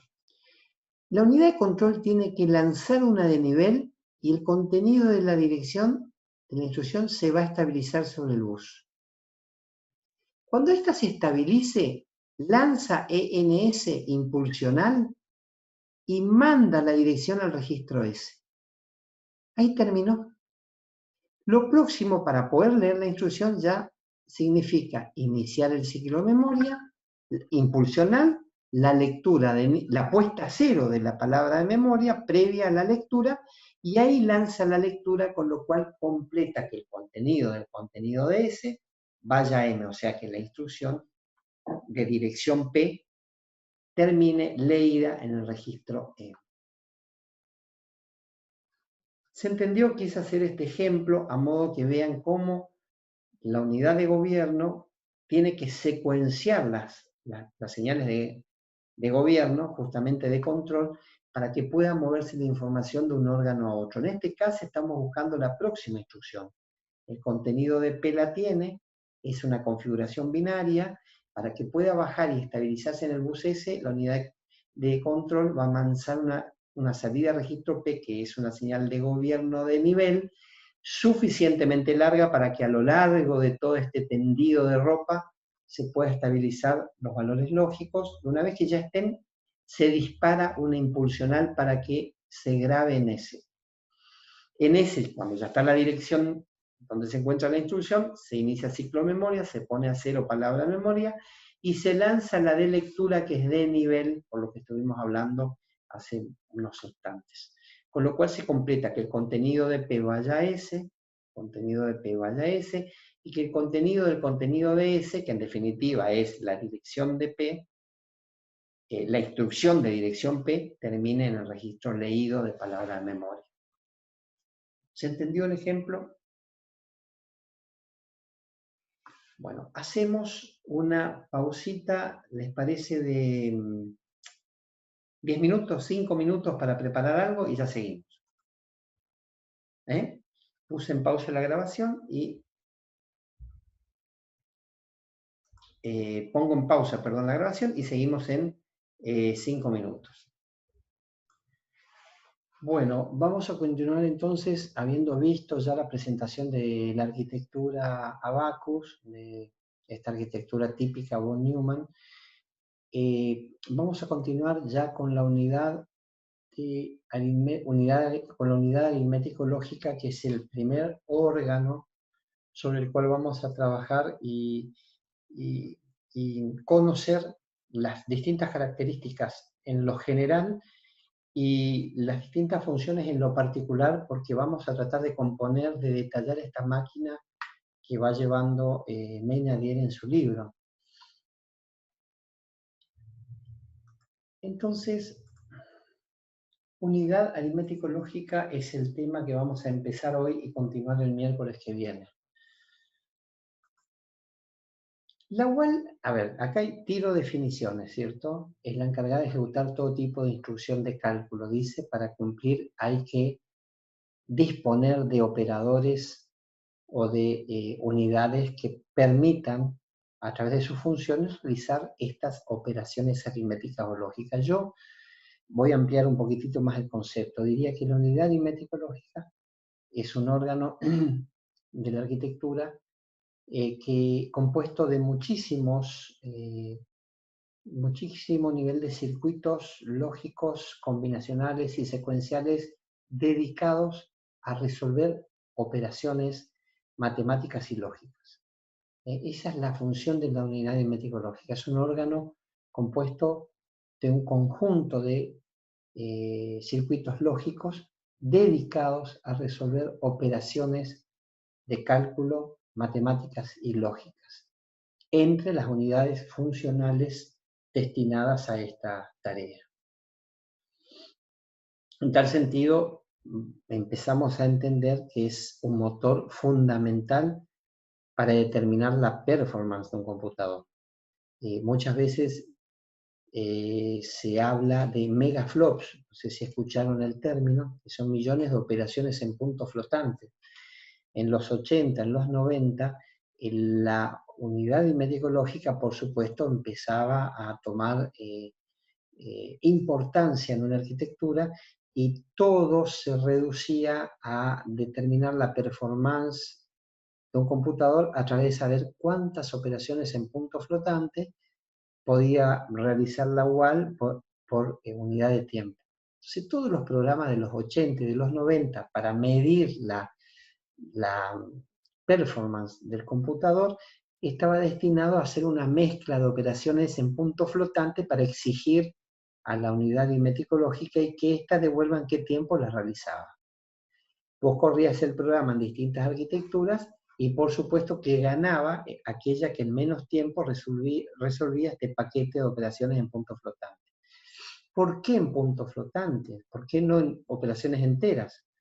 Obviamente, si la UAL en aquel momento, la unidad aritmética lógica, las operaciones en punto flotante las emulaba o bien podía disponerse de un coprocesador aritmético lógico dedicado, cuando venía una operación en punto flotante, la derivaba y la hacía otro procesador con el cableado necesario para resolver operaciones de cálculo con coma, y de esta manera, por supuesto, que aumentaba la performance de la UAL. Bueno, entendiendo de competir distintas del mismo tipo conos y coprocesador, ganaba aquella que calculaba el mismo lote en el menor tiempo posible. Esto hoy en día está desterrado como medida de medición, como parámetro de medición, los megaflops. En el campo hoy día de gaming es algo anecdótico, porque es verdad, en el gaming es necesario medir la cantidad de operaciones en punto flotante porque el diseño gráfico se basa en miles de millones de cálculos en punto flotante. Por ejemplo, figuras poligonales, faceteadas, con movimiento 3D, todo esto requiere una exigencia, una generación de millones de cálculos en punto flotante. Pero es un error hoy en día pensar de que este valor puede definir la performance de una arquitectura completa. Hoy día en el campo gaming también los GPU son un factor a tener en cuenta, que son la cantidad de operaciones gráficas por unidad de tiempo, y esto lo da la performance, la da la placa de video dedicada, y en este sentido empiecen a entender de que tiene que ser un programa de testeo que mida punto flotante, GPU, velocidad de los canales, transferencia de los buses de comunicación entre la placa de video y el procesador, y entonces ese número se compone de varios niveles de test de esos distintos órganos. Ya no se puede alcanzar a pensar de que con el solamente punto flotante o con cálculos benchmark hechos sobre la UAL es suficiente. Acá me dice, se usa mucho en proyectos de computación distribuida también, claro, como el Folding Home, sí, es verdad. Sí, así es, Federico, es así exactamente. Sí. Computación distribuida es un campo complicado porque la distribución del procesamiento requiere de muchísima lógica y algoritmos para lograr la optimización justamente de esta técnica, ¿no? Y poder lograr aumentar la simultaneidad de procesos a través de lo que se conoce segmentación de procesadores o pipeline de operaciones de distintos procesadores, pero es un tema que ya no es para este curso. Acá también me habla del cracking de claves WPA2, ¿sí? Se busca a veces procesarlo con placas de video, claro, que a veces tienen más megaflops que la CPU, muy cierto, es verdad, en el campo minería, justamente ahora, creo que en estos días se está por cumplir un hito de cantidad de bloques en minería. Alvin, ¿no? Exactamente, Alvin, y entonces ahí se aprovecha, es verdad, no solamente el procesamiento de la UAL, sino también todo aquel órgano que tenga su propio procesador y pueda destinarlo a esta tarea de minería, que tal como hablamos la primera clase o la segunda de introducción, hoy por hoy, y en esto vamos a ser crudos y honestos, la computación, la arquitectura de computadores tal como la conocemos, llegó al límite atómico. No podemos achicar más.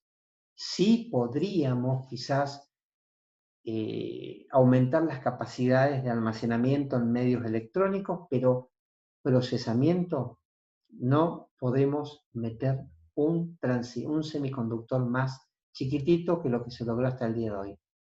Repito, estamos en una bisagra donde es hora de empezar a optimizar todo lo que no se optimizó en muchas capas de la arquitectura, empezar a optimizar para lograr mejor performance. Acordémonos que en los procesos de traducción y compilación hay un derroche de infinidad de procesamiento que al día de hoy nadie se dedicó a optimizar de manera tal de empezar a dar un mejor aprovechamiento, porque hoy por hoy, hasta que no venga la computación cuántica, no vamos a poder hacer más procesadores más chicos y con mayor cantidad. Es como hablar de un cerebro, no vamos a poder tener mayor cantidad de neuronas porque físicamente ya no da, en este plano por lo menos.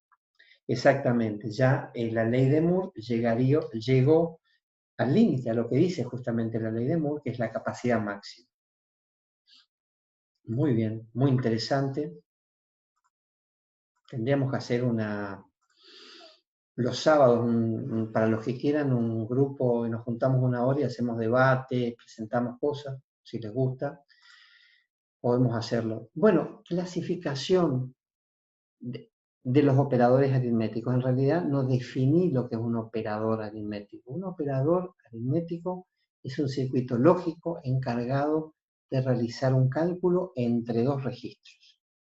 Y acá lo podemos ver, a esta clasificación que da Maynadier, después vamos a ver otras. Esta clasificación es según su régimen de operación y según su carácter. A ver, operación significa según su régimen de operación. Pueden ser cálculos en serie o en paralelo. ¿Se entiende? O sea, hablamos de cálculos en serie cuando, por ejemplo, a ver si lo podemos ver acá como un ejemplo, cálculo en serie podría ser, por ejemplo, un sumador, un circuito sumador, en el cual ingresen las señales, los valores lógicos en sus entradas A y B, van ingresando por cada batido de tiempo y va saliendo el resultado de la suma, pero va retroalimentando el acarreo. R es el acarreo. De manera tal de que va saliendo la suma, se tiene el valor, perdón, esto no va acá, acá, el acarreo sale por otro lado, esto no va. Decía que la suma va saliendo por acá, el acarreo también sale por acá, pero el acarreo de la etapa próxima vuelve a alimentar y a ingresar al circuito sumador. O sea que para resolver esta suma de 5 bits requerirían 5 titas de tiempo, ya que el cálculo es de tipo serial. Este es un cálculo serial donde, repito, el flujo de información que ingresa tiene que ser procesado uno a uno. Por ejemplo, esto va a estar en el instante tita 0, esto va a ingresar en tita 1, esto ingresará en tita 2 y así sucesivamente a futuro. Se van produciendo las sumas de cada una de las parejas de bits con el correspondiente acarreo que puede haber surgido de la etapa anterior y se lo hace sí, batido a batido. Este es un típico cálculo serial respondiendo un poco a justamente a esta clasificación que veíamos que decía, según su régimen de operación, las seriales y las en serie y las en paralelo. Las en serie acabamos de ver. En paralelo, para la clase que viene, vamos a ver un sumador paralelo que en un solo batido, con una señal impulsional, puede realizar el cálculo, la suma completa, pero por supuesto, también requiere muchísimos elementos de memoria para lograr este cometido. A ver, ¿cuál es la ventaja de uno y de otro? La operación en serie tiene la ventaja que con un solo sumador y en función al tiempo vas haciendo entrar las parejas de bit en una cadena y vas sumando, pero tenés un solo sumador, un solo circuito. El paralelo requiere sumadores tanto como pareja de bit componga la palabra que se tenga que sumar. Entonces acá, por supuesto que el paralelo es mucho más veloz, pero también es muchísimo más caro a la hora de su implementación. Y cuando hablamos de carácter, no es si los operadores están enojados, están de buen humor. El carácter no es carácter, el carácter tal como lo conocemos, sino su composición, si está diseñado como circuitos combinacionales o secuenciales. A eso se refiere. Se refiere en definitiva, su carácter está referido a si la operación se hace con acumulador o sin acumulador. A ver, si ustedes me permiten, quiero ampliar este concepto, por favor, porque si no va a generar algún tipo de ruido. Permítanme, voy a compartir de vuelta la cámara, la pizarra. Quiero mostrarles algo.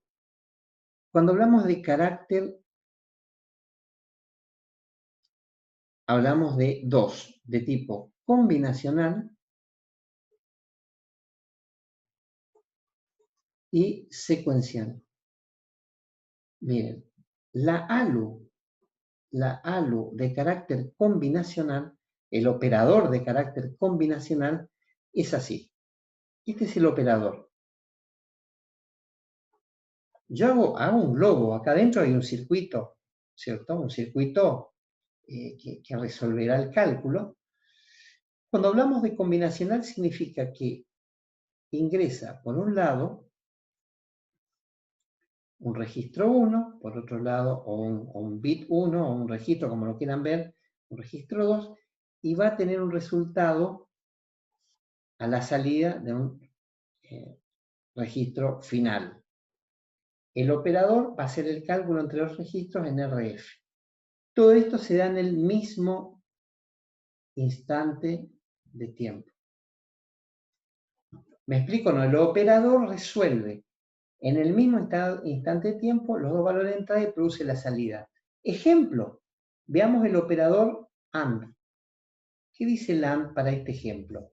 Que si tenemos A y B, y esto es A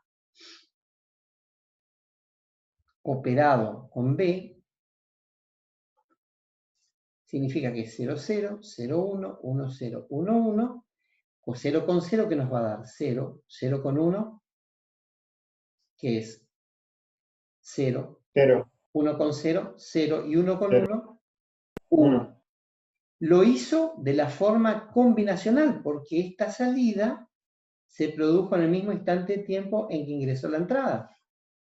Ahora, cuando es carácter secuencial, estamos hablando que este es el operador,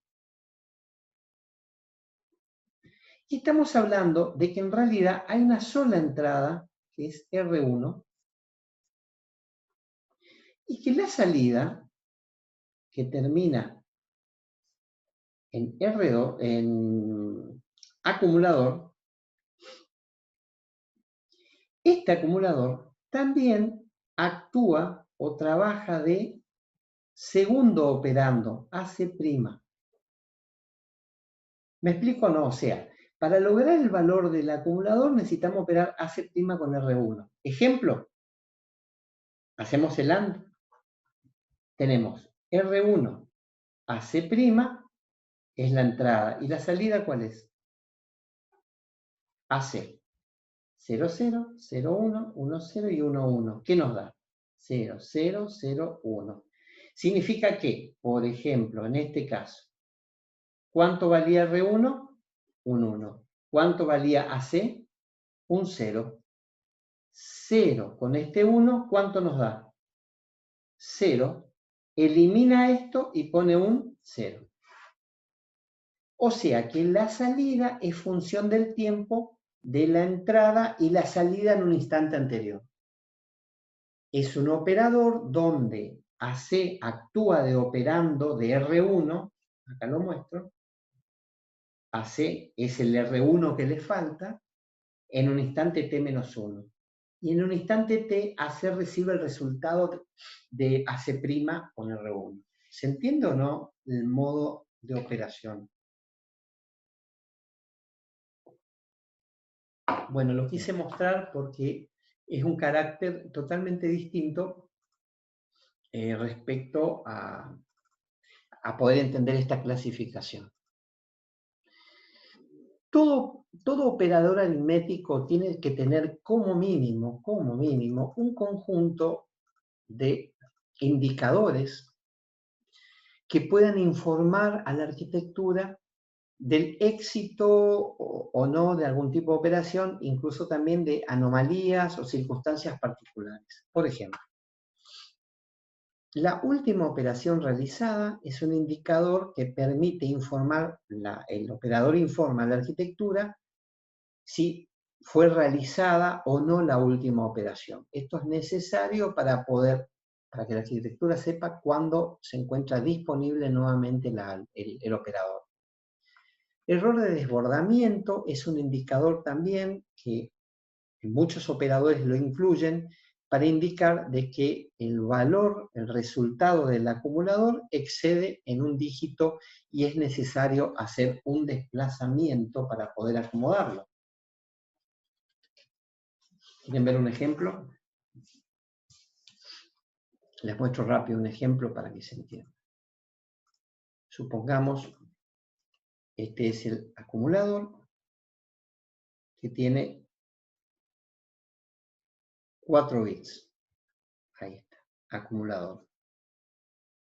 Este acumulador responde a una ALU de 2 direcciones. Significa que hay un F1, también de 4 bits, y un F2, también de 4 bits. Este es F1 y este es F2. ¿De qué carácter es este? ¿Combinacional o secuencial?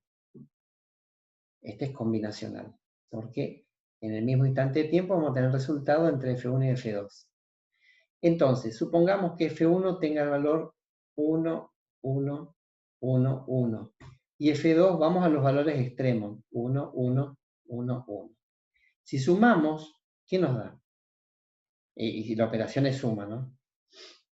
¿Qué nos da esta suma? 1 más 1, 1, 0, llevo 1. Esto es 1, llevo 1. 1, llevo 1, 1, 1. Resulta que el resultado va a quedar 0, 1, 1, 1. ¿Y este? ¿Qué pasó? Hubo un desbordamiento. Es necesario hacer un desplazamiento, ¿a dónde? A derecha, de manera tal de que este 1 ingrese acá, este se corra acá, este se corra acá, este se corra acá. Y este 0, si quieren, lo pueden guardar o pueden eliminar. Depende, porque si este 0 es precisión y no la necesitan, no es necesario. Si este 0 no es precisión, sí sería necesario, pero lo que no podemos perder es este valor, digamos, en nuestro sistema posicional, perder este de mayor peso es mortal en relación a este.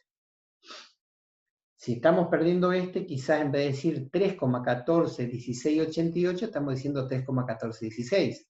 Ahora, si perdemos esto, estamos diciendo, en vez de decir 3,1416, estamos diciendo 0,1416. Entonces es grave el asunto. ¿Se entendió? Muy bien.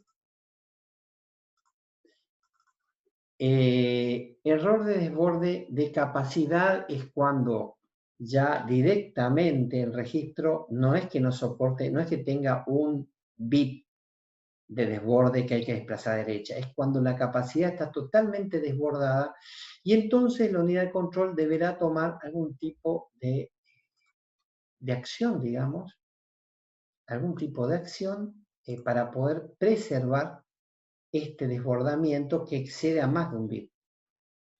Bueno, el bit que indica si hubo división por 0 es fundamental. La ALU entraría en error si intenta dividir algo por 0. Entonces, en ese caso, un bit con un valor 1 indicaría a la arquitectura que el resultado de esa división no pudo realizarse. Y aparte, ¿por qué es necesario? A ver, ¿vieron la calculadora que aparece la E invertida cuando uno divide por 0? Y bueno, aparece la E porque la ALU devolvió que la división, que hubo un error de división por 0, si no, nunca se enteraría la calculadora que esto sucedió y no hubiera hecho el display correspondiente. Después hay tres estados muy importantes que son acumulador positivo, negativo e igual a 0. Estos tres los marco en particular. Me interesaría marcarlos porque, ¿por qué digo estos tres? Más que marcar, creo que los borré directamente. Bueno, no es, a ver si tenemos algo más transparente para... Ahí está. ¿Por qué marco estos tres? Porque estos son los que hoy me preguntaban. Estos son fundamentales para tomar decisiones de salto. Que exista un biestable de estado que pueda con un valor 1 o 0 indicar de que hubo un resultado positivo, negativo igual a 0, nos permite realizar saltos por positivo, por resultado negativo o por 0, que son la única base que tiene la arquitectura para efectuar inferencias lógicas. O sea que estos tres son fundamentales también y es lo que estamos explicando, los más importantes a tener en cuenta en cuanto a su diseño.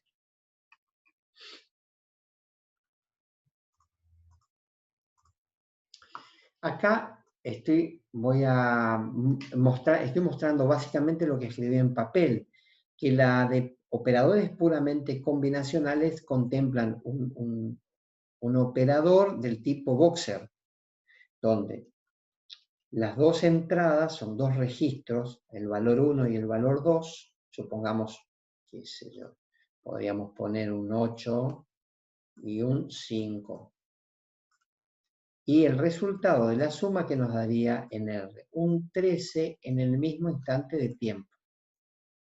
Este es un operador elemental, un conjunto de operadores elementales que componen al operador, porque estos son los que operan bit a bit, son de carácter combinacional su régimen de operación. Distinto el caso cuando hablamos de los de carácter secuencial. Miren, acá justamente aparece el concepto EAC. EAC es una señal de gobierno que traza la fina línea que divide al acumulador en su función de acumulador u operando. A ver, ¿qué quiero decir con esto? Digo que lo voy a tener que hacer en papel, chicos, porque se torna difícil acá. Voy a compartir y necesito mostrar en papel qué pasa con EAC. Mira, el tema es así. Estamos ante la presencia de una ALU de carácter secuencial, ¿no?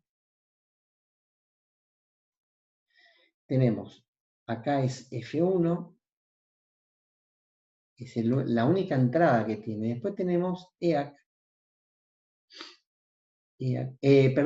acumulador, quise decir, AC, perdón, AC. Acá tenemos la señal de gobierno EAC, que quiero contarles que es impulsional. Y AC también alimenta acá. Y acá es AC'. Bueno, si EAC es igual a falso, ¿qué implica? ¿Qué implica? Que F1 y AC' son operadores o operandos. Si EAC impulsional es igual a verdadero, ¿qué significa? Que la operación entre ¿quién?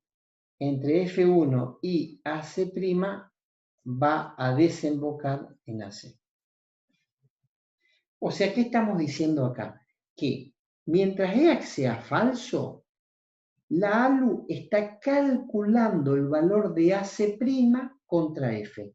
AC' no es ni más ni menos que el acumulador en un instante anterior. Por eso se habla de carácter secuencial.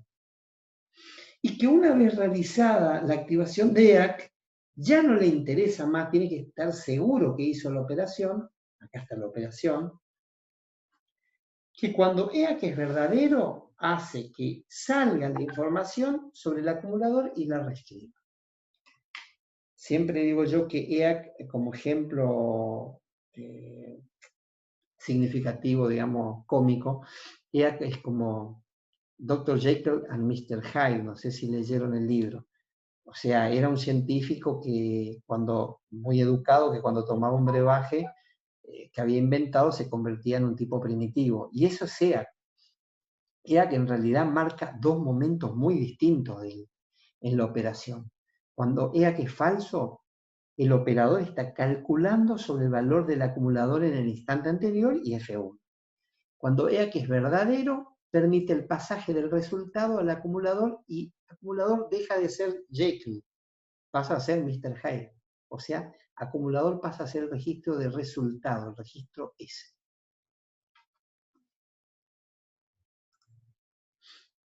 Muy bien, quería explicarlo porque se torna difícil explicarlo, por supuesto, sobre la FINMIA. Como ejemplo, acá tenemos una cadena de operadores elementales que realiza una operación en paralelo. Todos los valores del acumulador están vinculados, entran al operador elemental. ¿Ven? Acá están los valores del acumulador, los valores del... Yo le puse B, pero se entiende que es F, ¿no? Bueno, que entonces ingresan, se calculan. ¿Y cuándo van a pasar al acumulador los resultados? Cuando, una vez calculados, y el valor de EAC sea verdadero, ahí entonces se sensibiliza la salida y el resultado queda impreso en el acumulador, perdiéndose el valor anterior. ¿Se comprende? Repito rápidamente, por si no quedó claro, el carácter secuencial permite entonces que el operador se alimente del registro fuente y del valor del acumulador entendiendo que EAC es falso. Cuando es falso, permite entonces el ingreso del acumulador y del registro fuente para el cálculo de la operación. Cuando se calculó, es ahí que la unidad de control va a lanzar entonces un EAC impulsional que va a permitir que el resultado del cálculo entre AC' y B impacte directamente sobre AC. ¿Quedó claro? Muy bien. Y ya para irnos,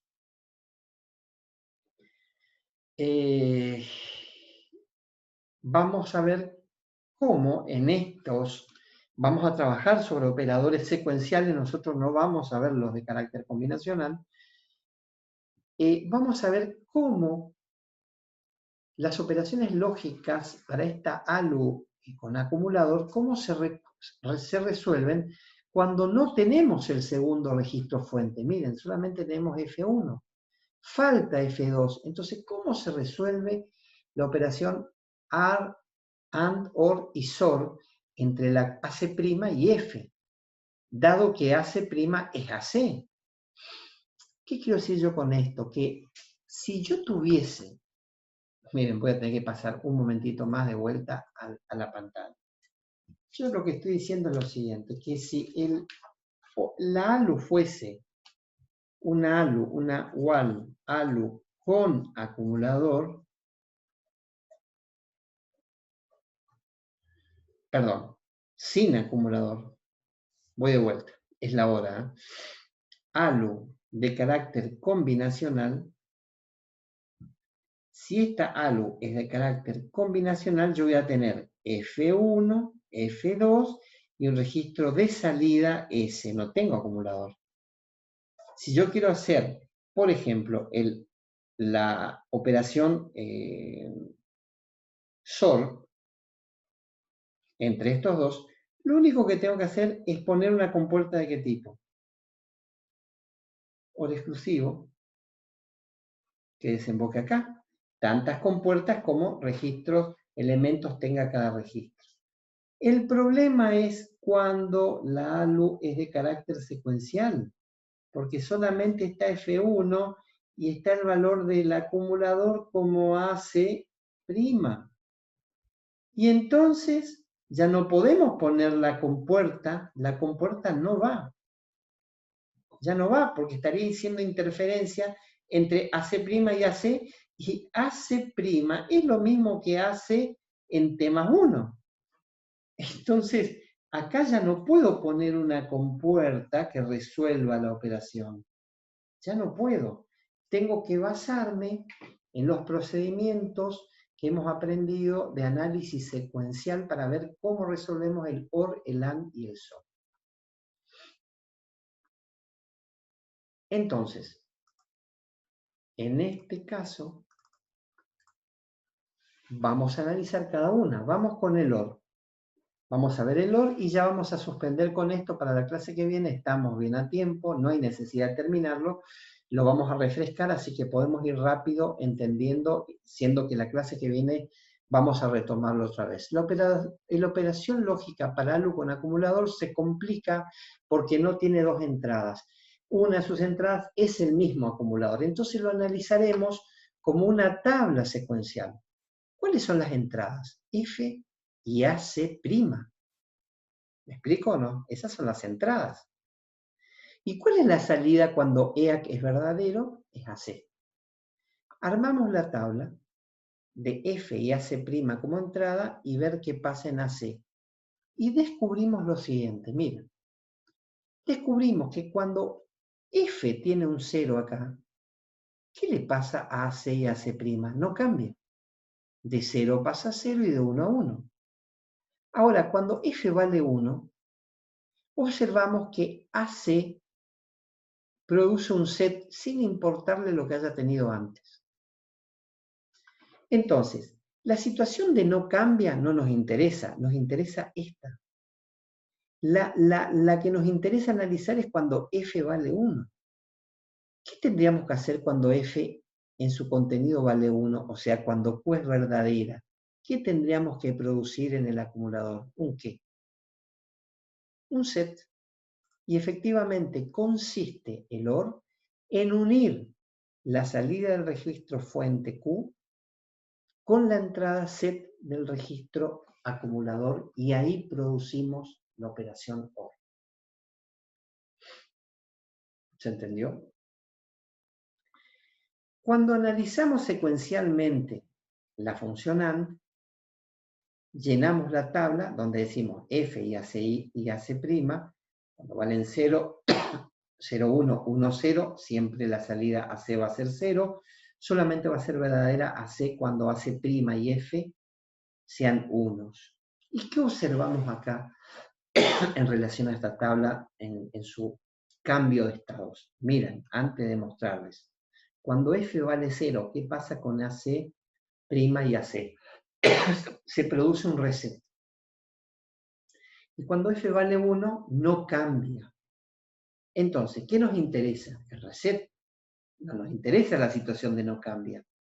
Para la situación de reset, ¿cuánto tiene que valer F? 0.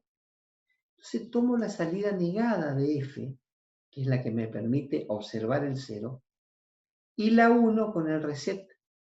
Y acá produzco el AND. Repito, la operación AND consiste en unir la salida negada del registro fuente con la entrada del reset del registro acumulador y será activada a través de la función de gobierno EAC. Por último, ¿qué decía la SOR? SOR decía, si tomamos como entrada F y AC', decíamos que solamente era verdadera cuando una de las dos entradas eran verdaderas. ¿Ven? Cuando las dos entradas son falsas o verdaderas simultáneamente, da falso. ¿Qué observamos en este cuadro para saber qué unimos con qué?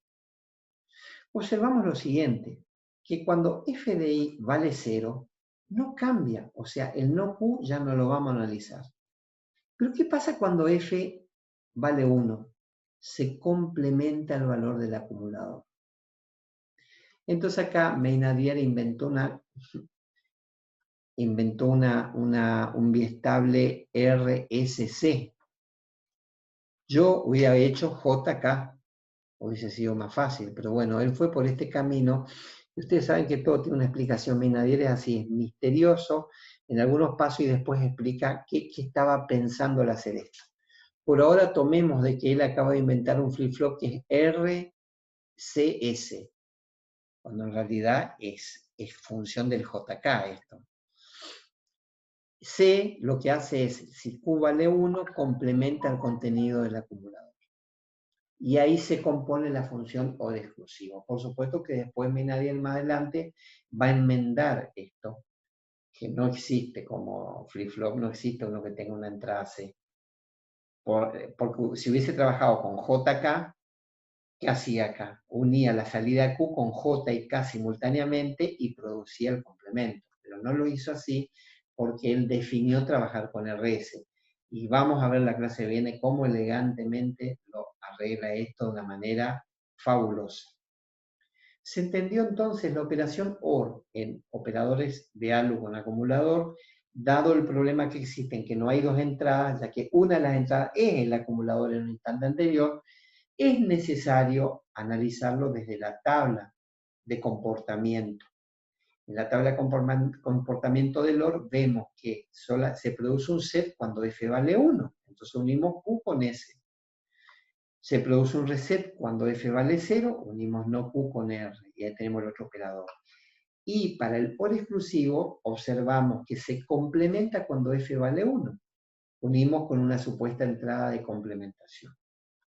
En definitiva, el operador elemental lógico de Abacus queda compuesto de esta manera. La barrera EAC es fundamental porque esta es la que imprime el resultado. ¿Saben quién es EAC? ¿Vieron las películas de los años 50 que hay un fotógrafo, hay fotógrafos a la salida de un juicio y tienen esas lámparas que largan un flash? Bueno, eso es EAC. Es el reportero largando el flash, imprimiendo la foto, captando el momento del resultado. Por eso la primera barrera tiene que ser EAC.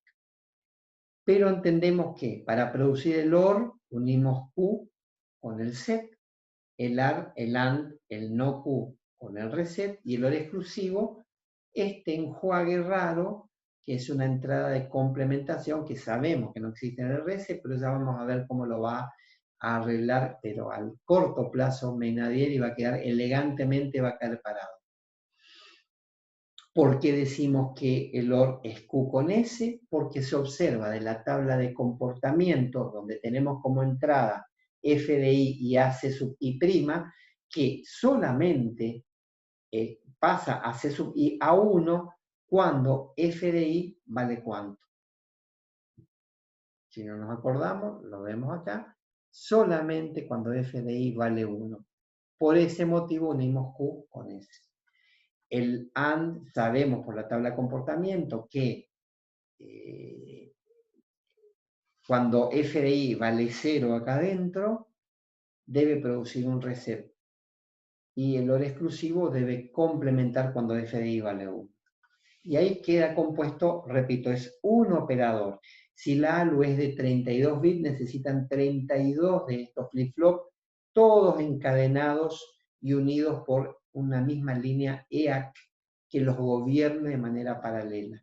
También en el caso del AND, OR y SOR, van a requerir por cada bloque, por cada pareja, van a requerir 3 compuertas AND, pero todas gobernadas por un solo hilo AND, OR y SOR que gobiernan la operación completa.